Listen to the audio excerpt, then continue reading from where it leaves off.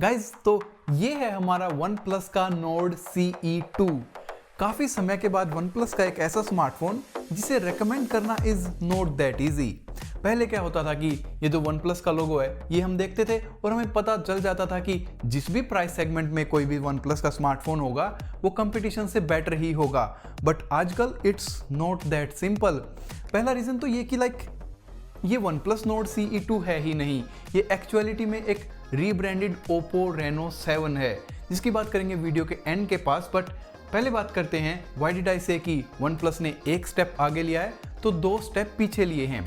तो स्टार्ट करें अगर Nord 1 वर्सेस Nord 2, तो डिस्प्ले में बॉटम बेजल का जो साइज है वो एक्चुअली लास्ट टाइम से इंक्रीज किया गया है, जो कि इसे एक काफ़ी आउटडेटेड सा लुक देता है।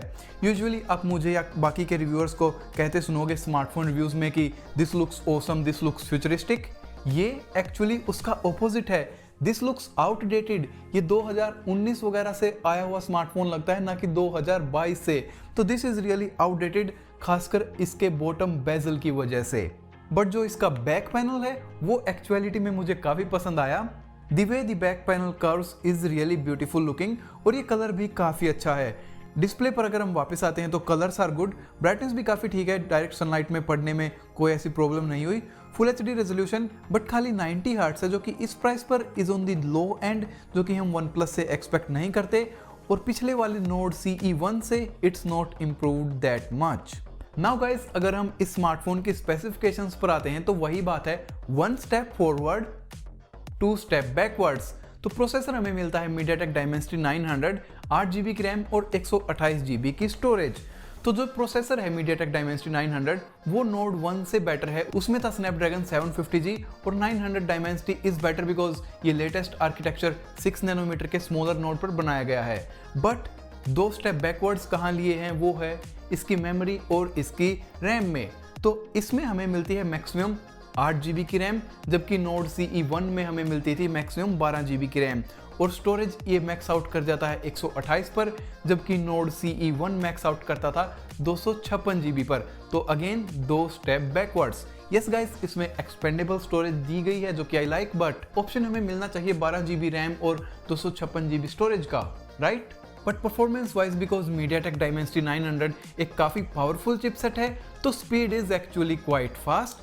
मुझे कोई हैंग वगैरह की इशू नोटिस नहीं हुई और light games it just chugs through them.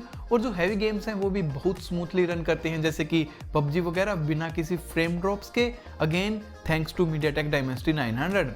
अगर हम कैमरास की बात करें तो हमें ट्रिपल कैमरा सेटअप मिलता है, प्राइमरी 64 मेगापिक्सल का, 8 मेगापिक्सल का अल्ट्रा वाइड और 2 मेगापिक्सल का मैक्रो लेंस। सबसे पहले मैक्रो, तो मैक्रो हमें दिया गया है, इसका मतलब ये नहीं कि हमें यूज़ करना चाहिए, डोंट यूज़ इट। प्राइमरी जो है वो है 64 मेगापिक्सल का and I do like it. Colours बहुत अच्छे हैं with one of the best HDR performance. कई बार तो जनरली मुझे ऐसा लगता है कि ये कैमरा किसी इस प्राइस कैटेगरी से बाहर किसी और महंगे स्मार्टफोन का है। लो लाइट इमेजेस भी काफ़ी अच्छी हैं इस प्राइस सेगमेंट के हिसाब से, one of the best. It tries to reduce noise which is sometimes hit और मिस, मोस्टली हिट।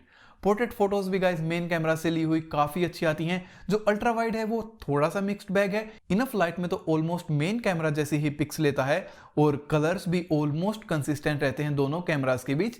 लेकिन लो लाइट में जो अल्ट्रा वाइड है वो थोड़ा सा फॉल बैक करता है। उसके बाद सेल्फीज जो हैं, excellent selfies, again one of the really good selfies in this price. काफ़ी अच्छे से बैलेंस्ड हैं HDR वगैरह। और अगर आपको वो फीचर्स चाहिए फेस स्मूथनिंग या जो लाइन वगैरह के, तो वो भी हमें इसमें मिलते हैं। ओवरऑल आई कैन से कि इस स्मार्टफोन के बारे में जो बेस्ट चीज़ है वो है इसका camera setup. I am really impressed by this camera on the OnePlus Nord CE2। Now guys, software OnePlus का एक सबसे स्ट्रॉन्ग पार्ट हुआ करता था टाइमली सिक्योरिटी अपडेट्स देना मंथली, उसके बाद सबसे पहले और ऑलमोस्ट सबसे ज़्यादा नंबर ऑफ एंड्रॉयड अपडेट्स देना। बट आजकल OnePlus उससे थोड़ा साइड ट्रैक हो चुका है।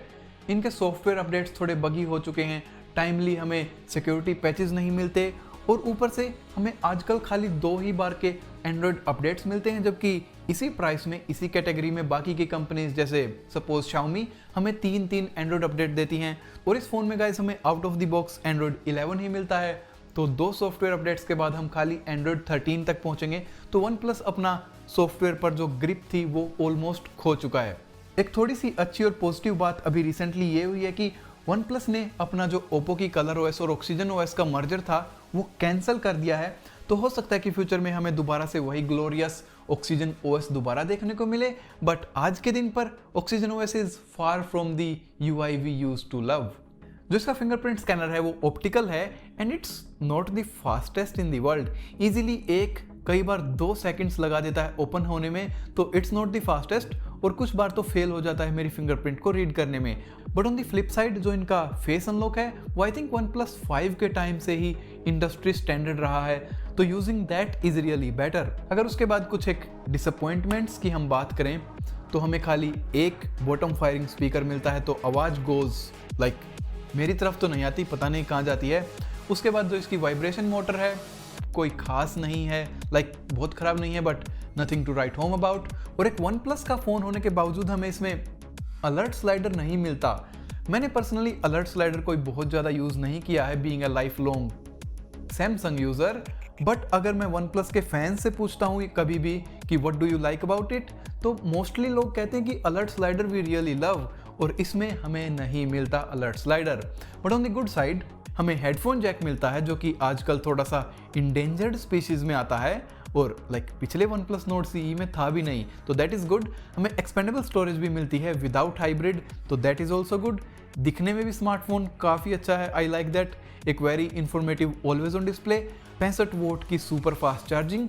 और गाइस अगर बैटरी की बात करें तो इसकी बैटरी भी पिछले OnePlus Nord से इंक्रीज नहीं की गई है। इसकी बैटरी आज भी 4500 mAh की ही है, बट इसकी जो चार्जिंग स्पीड्स हैं वो 30 से इंक्रीज करके 65 की गई है। बट एक थोड़ी सी वियर्ड चीज जो हुई वो ये कि इन्होंने अपने ऑफिशियल चार्जर पर नाम सुपर वूक दिया है, जो कि एक्चुअली ओप्पो के चार्जर्स का नाम है। OnePlus तो नाम यूज करता था डैश चार्जिंग और रैप चार्जिंग, और इसमें सुपर वूक का नाम यूज करना इवन मोर सोलिडिफाइज कि ये एक ओप्पो रेनो 7 का रीब्रांडेड वर्जन है।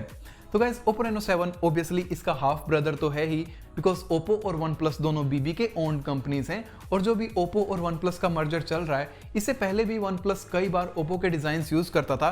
और अगर पार्टिकुलरली हम इस फोन की बात करें तो हमें same processor, same cameras, camera का लेआउट भी exactly 100 ditto copy, display same, दोनों में सेम लास्ट जनरेशन वाला बड़ा सा बॉटम बेजल, पावर बटन की वही लोकेशन, सेम लोकेशन दोनों में, वॉल्यूम रोकर्स की, दोनों फोन्स में अलर्ट स्लाइडर का ना होना, दोनों फोन्स में सेम लोकेशन हमारी सिम ट्रे की, उसके बाद बाकी के स्मार्टफोन के पोर्ट्स एग्जैक्ट सेम लोकेशन पर होना, सेम 4500 mAh की बैटरी दोनों में, और एग्जैक्ट सेम ओप्पो का सुपर वूक 65 वोट का charger, exact same hole punch and और भी काफी सारी सिमिलैरिटीज। तो गाइज ऑलमोस्ट लिटरली ये एक ओप्पो रेनो 7 है, बस ऑक्सीजन OS के साथ इंस्टेड ऑफ कलर OS और थोड़ा सा बेटर डिजाइन के साथ बिकॉज ऑफ दिस। बट क्या ये एक बुरी चीज है? मे बी, बिकॉज इसमें अब कोई ओरिजिनलिटी नहीं रही, it has lost the soul. But still phone decent है, आप इजीली 2-3 साल तक यूज करोगे, कोई प्रॉब्लम नहीं होने वाली। बट आई जस्ट थिंक कि मैं OnePlus से बेटर एक्सपेक्ट कर रहा था, जो कि आजकल वो डिलीवर नहीं कर पा रहे हैं। इवन इसी सेम प्राइस पर Xiaomi वगैरह आई थिंक इससे बेटर एंड मोर सोल वाले स्मार्टफोन्स बना रहे हैं, यू नो। तो गाइज मेरा कंक्लूजन ये होगा कि अगर आपको एक OnePlus स्मार्टफोन चाहिए तो it is a good phone, इसमें ऐसी कोई ग्लेयरिंग इश्यूज नहीं है और आपको विदाउट एनी इश्यूज 2-3 साल 4 साल ये स्मार्टफोन काम देगा। बट अगर आप बाकी की कंपनीज में इधर उधर थोड़ा देखेंगे, बाकी के स्मार्टफोन से कंपेयर करते हैं, तो I think you can find a better bang for buck for 25,000 रुपये का जो ये स्मार्टफोन का प्राइस है 8GB वाले वेरिएंट का। तो गाइज ये था मेरा OnePlus Nord CE 2 का रिव्यू। डैम, मैंने तो कह भी ओप्पो दिया। OnePlus Nord CE 2 का रिव्यू। अगर गाइज आपको ये वीडियो अच्छी लगी हो तो give me a thumbs up. Specially Galaxy S22 series की वीडियो अभी आने ही वाली है कुछ दिनों में, तो चैनल को सब्सक्राइब करना बिल्कुल ना भूलें। और उसी के साथ guys I will see you in the next one. Bye.